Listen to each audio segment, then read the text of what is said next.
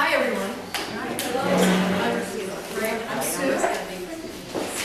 And I'm Amy. I was going to dance, but I won't do that yet. We're going to tag team the presentation today. We both are, like Sean introduced us as, I'm with the Downtown Association of Fairbanks, and Sue's with Avenue Design, but we're also representing the Art Selection Advisory Committee formed by FNATS to head up this project. And we have a couple other members of the committee in the crowd. Floating around, so Yeah. we'll share that later, perhaps.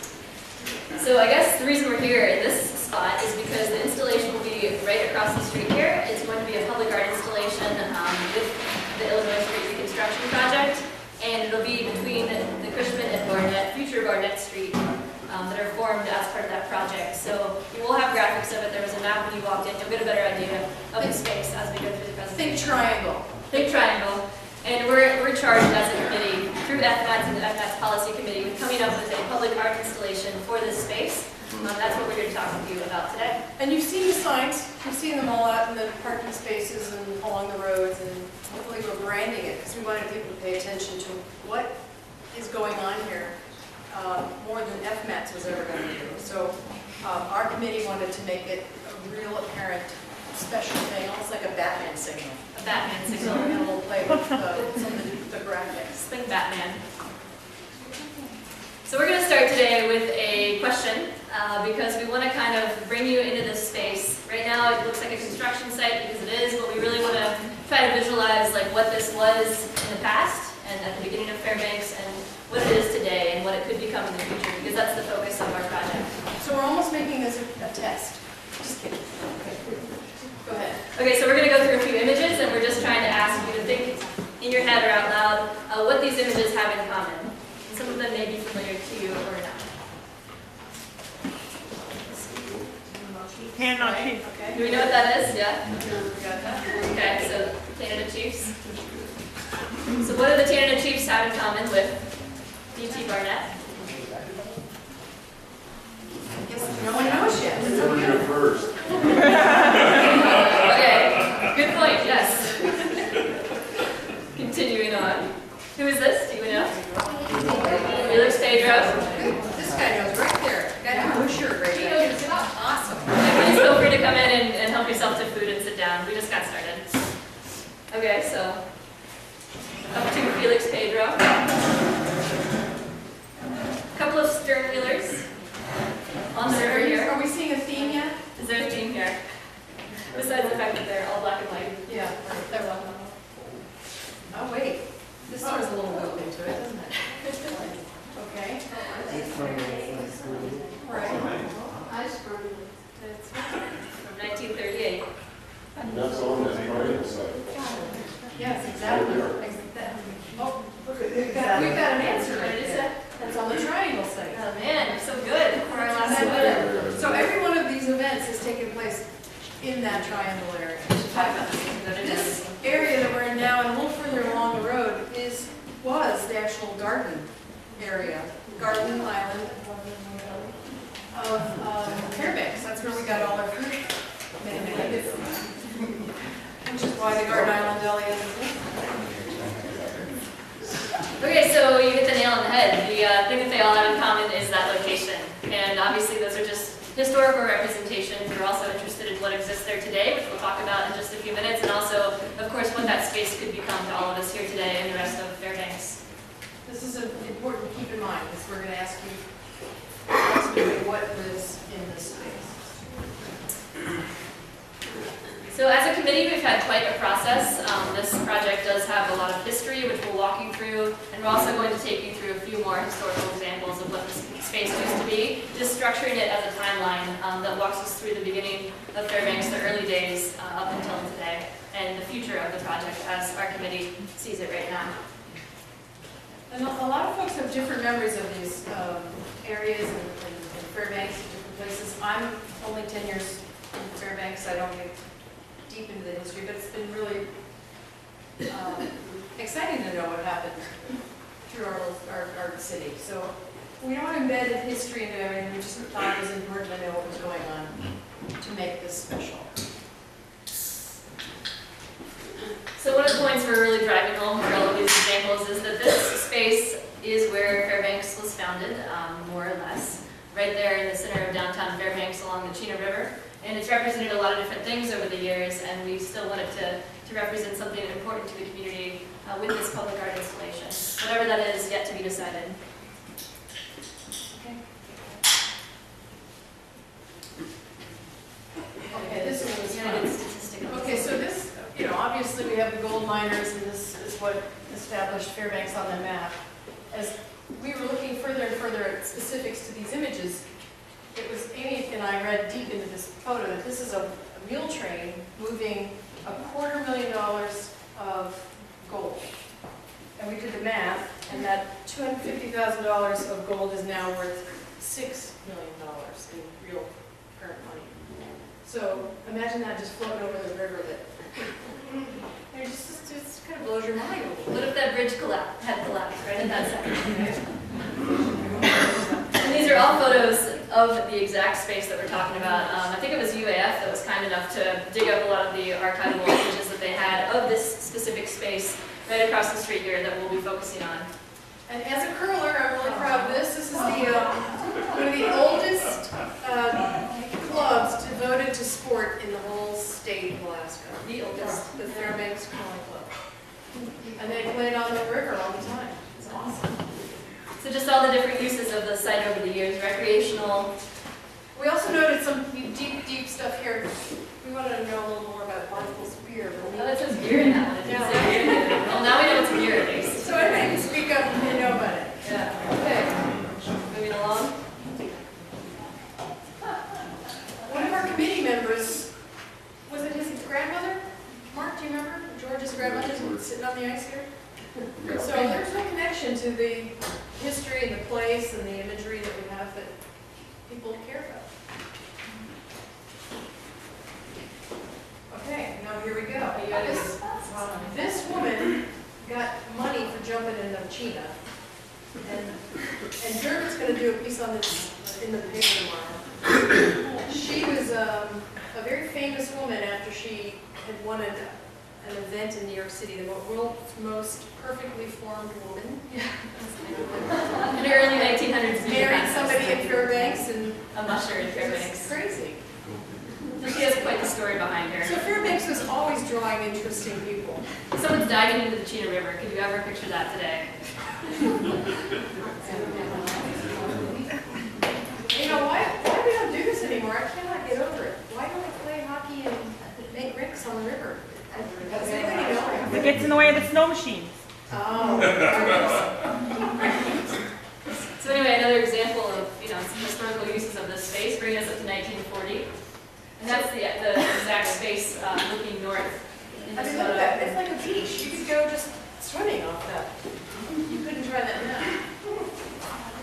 And wait. There's something else here. This building here is called Coal Bunkers. This is before my time. And if you can see this long line, it's where railroad cars were pulled up and they dumped coal in there. For this power plant, this is an old power plant, it was an NEC company. And they dismantled that and sold it and shipped it away like 10, 15, 20 years ago.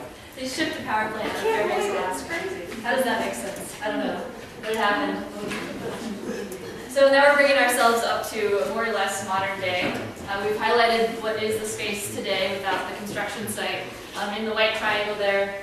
Just pointing out that, even today, it's kind of an interesting mix of uses. We have, a very historical church here that used to be across the river, now located on this site, former hospital, now a bank. We've got the major newspaper in town, one of the most historical and long-lasting bars in the city, all surrounding the future space that this art will be located on. So just a little bit of color and context to what we're working with here, since right now when you look out the window or drive by this space, it probably doesn't look that inspirational to you.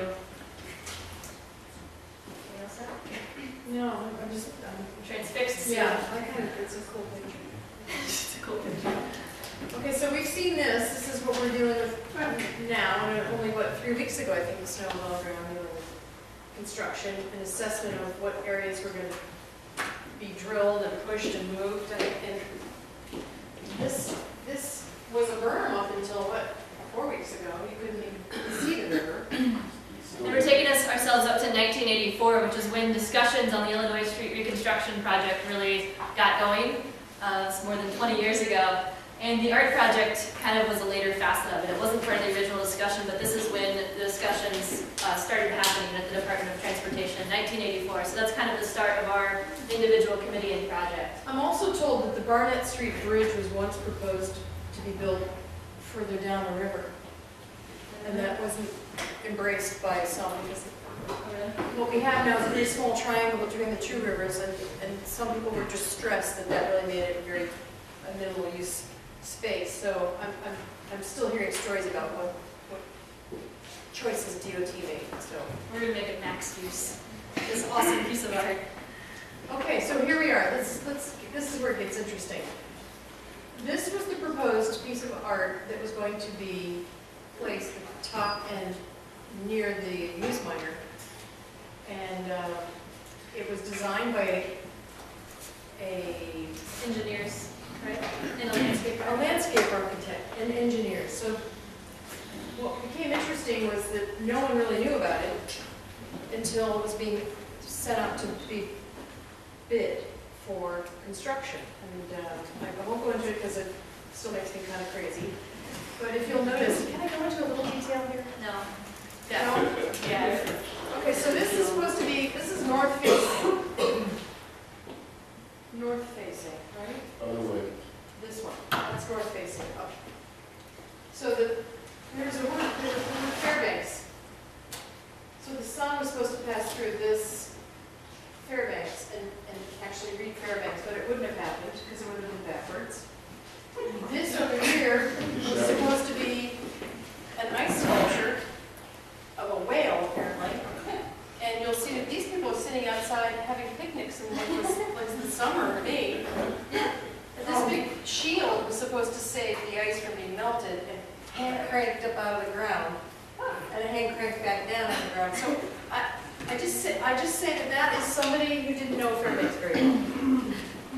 And this was, yeah, and this was, when DOT started the project in discussions in 1984, it progressed through a lot of different phases, and eventually they decided that an installation of some sort should be part of this project, because it's kind of a gateway into downtown Fairbanks and kind of a center point in our community, and they thought that something special could go there. And kind of, there was some consultation with community organizations, but really kind of, this was what they came up with. This was their draft of what they wanted to see in that space. Designed by project engineers and I think one maybe landscape architect. So anyway, that was the proposal in 2007. And we're moving forward to just last December when Dermot Cole When we found out about it. And wrote about it. We And- sick Dermot on it. and published those photos. So that was one of the more public announcements of what this Gateway Arch concept was. And it kind of sparked a lot of discussion about whether that was the right piece for our community. And that also spot. how public art was according to the DOT. Right. So we asked them to rethink their process. And So, yeah. hence the pushback. Yep. And so then through the next 2 months, there was a lot of public pushback. Sue and some others showed up to several FMATS meetings and spoke their concern about how this piece represented our community and whether it was best Or fit for didn't. that space. Or didn't. Or didn't. Absolutely. So eventually, in mid-January, the FMATS Policy Committee in charge of this project deleted the feature from the project because they had heard such strong community pushback. And from there, they formed our committee to come up with a new piece that would better represent the public opinion of what needed to happen in that space. Basically saying, look, if you don't like our idea, what do you propose? So it better. Yeah. We're making that happen right now. So we're a committee of, how many? I don't know. 9. We're a committee of 9, kind of handpicked from different community organizations, local artists involved. You can see the organizations that are represented there: the Fairbanks Arts Association, the Pioneers of Alaska, Tanana Valley Historical Society, Cheetah River Front Commission, Festival Fairbanks, and other interested parties are part of this committee. Which makes for a really interesting network because no one really knew each other before we got together, and now we're spreading out information in a different way. That it wasn't just the chamber, it wasn't just the Rotary. It was, I think, more boots on the ground. Hopefully, we'll see. Yeah. We'll see. So this is what we're up to now. We're trying to build the public participation plan. We've launched websites. We've built questions, and you'll find a more of those in a bit. And we're doing a couple of events this weekend that hopefully will involve the community itself and garner more interest, garner more answers, and then build a consensus. I don't know, it might be a dangerous word, but some sort of way to deliver information to whatever artist or artists that we choose to use for this piece. And one of our biggest charges is involving the public very transparently in this process now, as you can imagine. From the FMAX and DOT standpoint, after having this design and having it scrapped, they really want this to be an open and public process from the beginning, and so does everyone on the committee. So that's why, you know, the public participation plan, the website, the public events, the presentations like we're doing today are all a big part of our committee's work right now. So they have a lot of rules, and they have us trying to work within them. I think it's kind of hurting cats, and it's kind of fun, because they don't know what to do with us. We keep not following the rules. It's been good. Yeah. It is good. Okay, so this kind of brings us to the question, which we kind of threw in here as a bit of a tangent. What is public art? Obviously, we've come from a lot of different community organizations and perspectives, and we're trying to create a piece of public art, which is sometimes easier said than done. We wanted to just kind of give you a general definition of public art, very broad, and then show you a few examples of things that we think are considered public art that might help us think outside of the box about what could happen in that space. Let's go just straight to it. Okay, we're just going straight to them.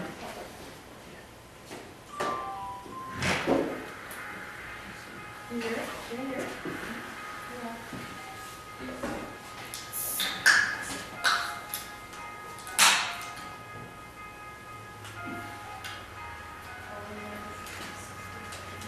So we really wanted to make sure people knew that it was more than just a sculpture. Thinking outside the box. Can you guys hear it? Very quiet.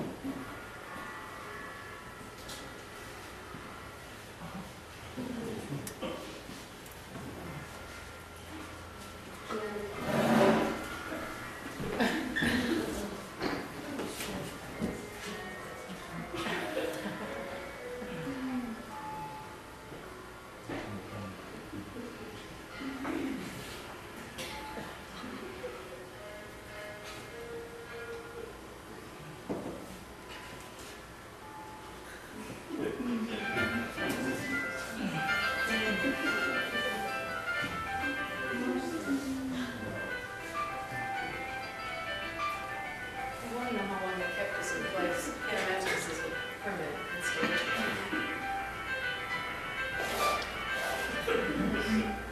So I think it's just interesting to think that, sound can be part of a sculpture.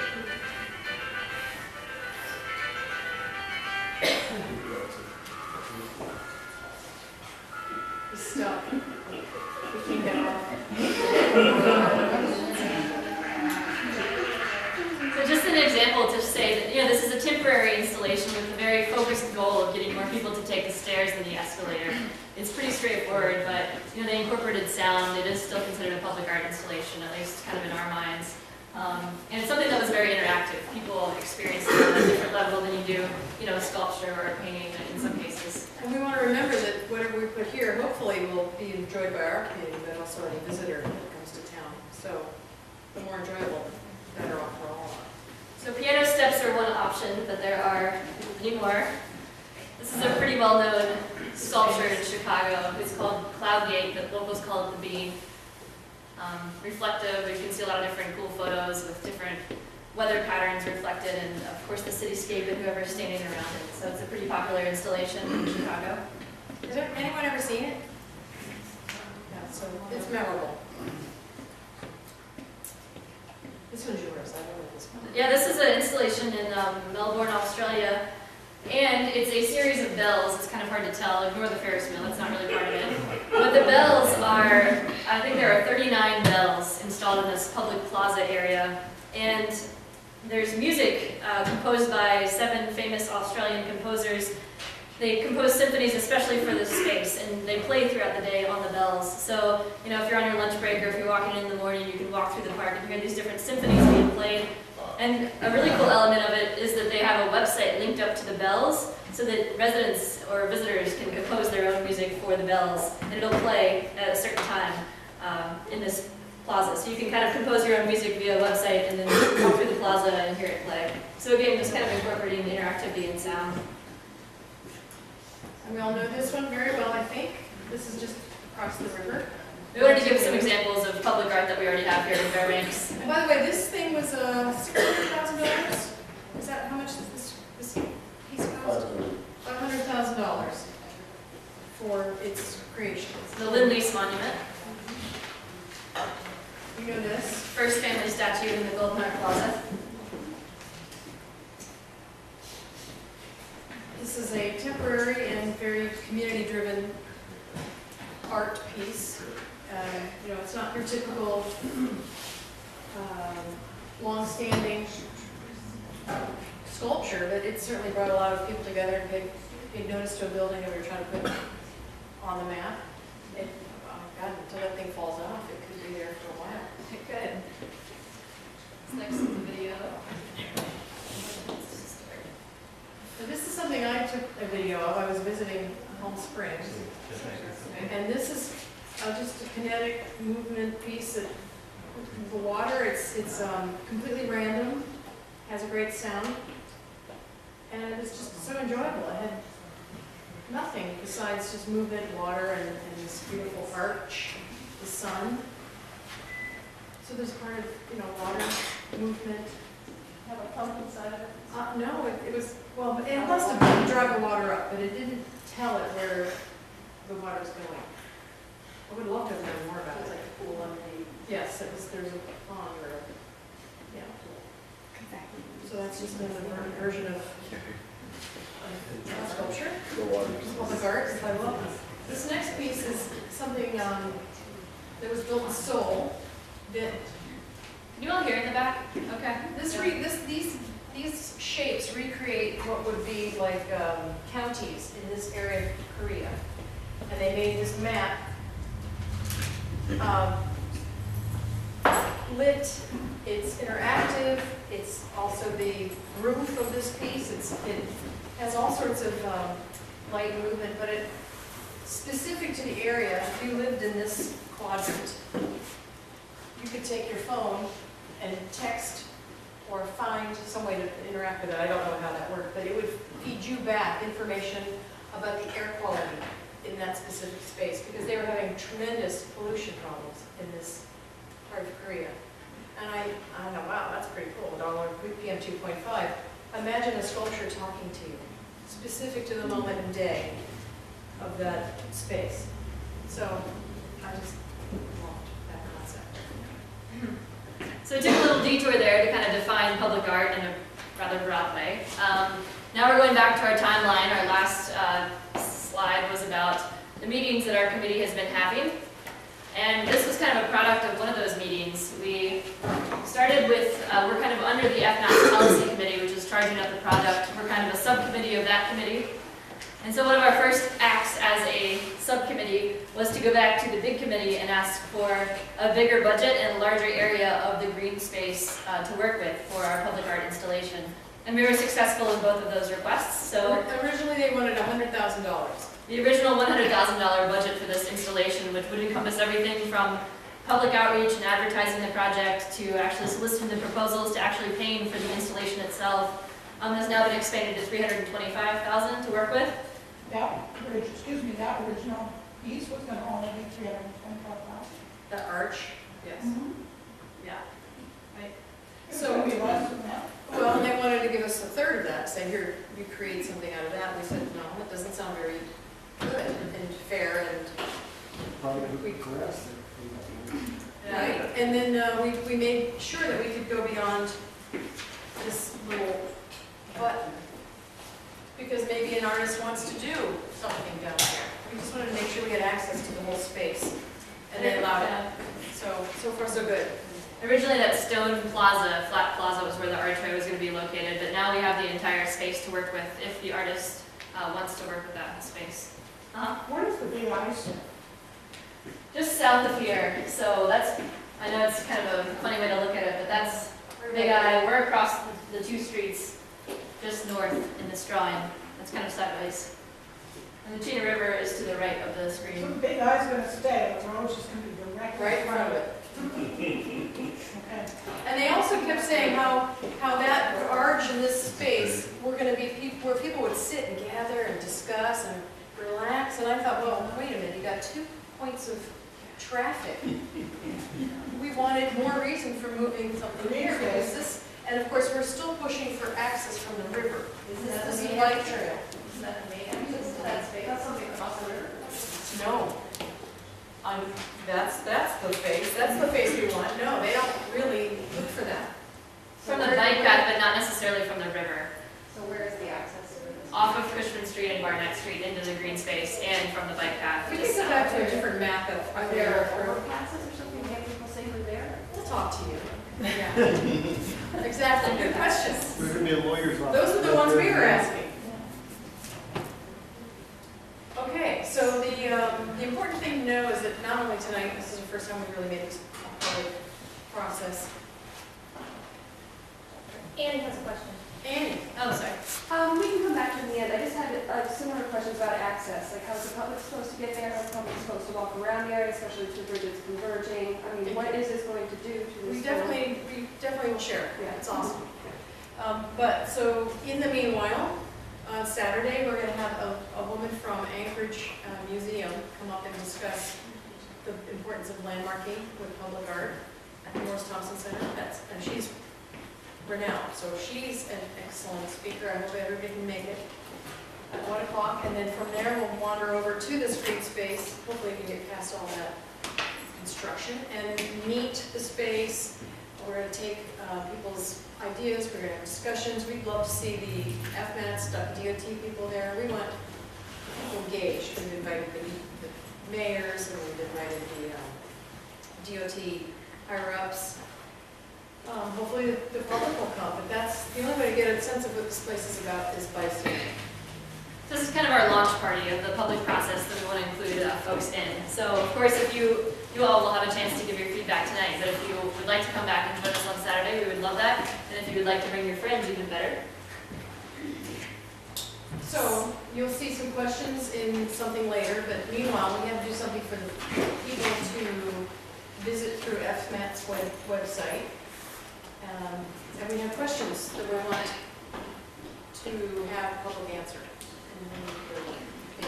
And the date is up there as May 30th, because as a committee right now, we're in the process of gathering public opinion and feedback. We're doing that mainly through the vehicle of 6 questions that we've developed to help bring people's minds together and pull out specific themes and concepts, but we're also just taking any general comments you'd like to submit.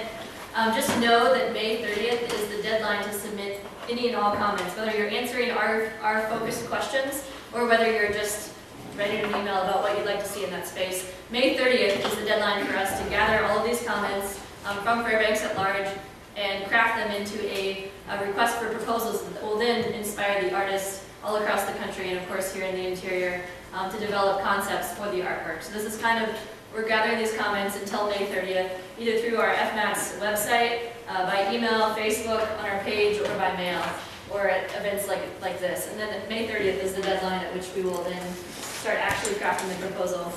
This is just a snapshot of the FMATS website as it looks right now for our Very, committee. very sexy website.